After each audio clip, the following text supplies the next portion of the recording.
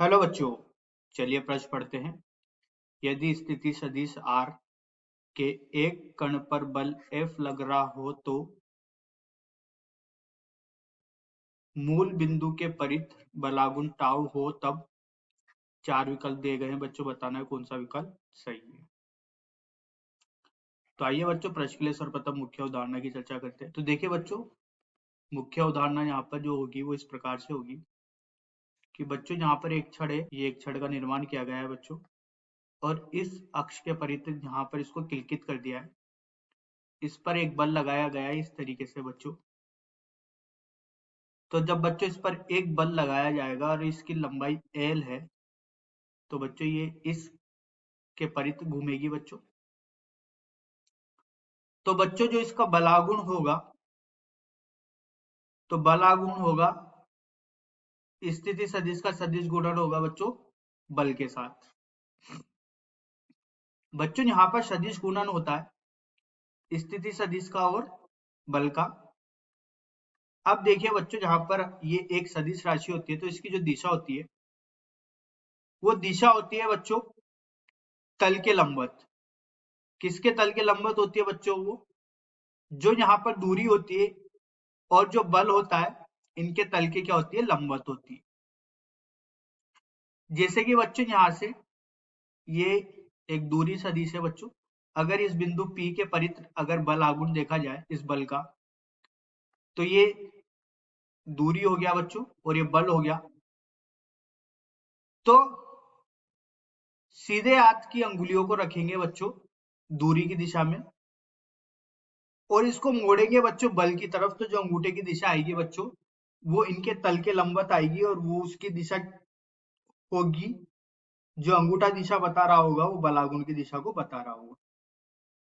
तो यहां से बता सकते हैं कि बच्चों टाउ और बल लंबवत है। लंबवत का मतलब 90 अंश के कोण पर। इसी प्रकार से टाउ और स्थिति सदिश भी क्या है? लंबवत है और इनके बीच कोण 90 डिग्री है। तो आइए बच्चों इस मुख्य उदाहरण के आधार पर ही प्रश्न को हल करते हैं।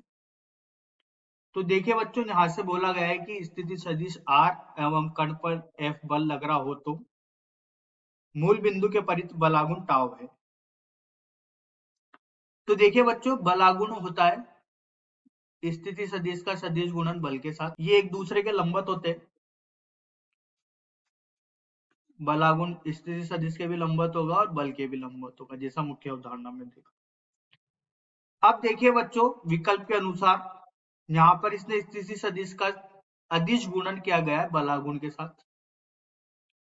ये बच्चों अदिश गुणन है और ये सदिश गुणन है। यहाँ पर बच्चों अगर इसका अदिश गुणन करेंगे तो अगर इसका परिमाण निकालते तो वो आता है R टाउ कोस थीटा। लेकिन बच्चों यहाँ से टाउ और R के बीच में जो कोण हो वो कितना है? 90 अंश का कोण होता है बच्चों। ये कोण कितने का होता है बच्चों? 90 अंश का कोण है। तो यहाँ पर कोस 90 का मान रखेंगे वो कितना हो जाएगा? 0, जिसका मतलब अगर इनका अदिश गुणन किया जाएगा स्थिति सदिश और बलागुण का, तो ये कितना आएगा? 0 आएगा बच्चों, क्योंकि यहाँ पर कोण कितना है? 90 अंश का। अब देखिए बच्चों, अदिश गुणन करते हैं बल का बलागुण के साथ। तो अगर इसका परिमाण लिखेंगे तो वो आएगा F टाउ कोस थीटा।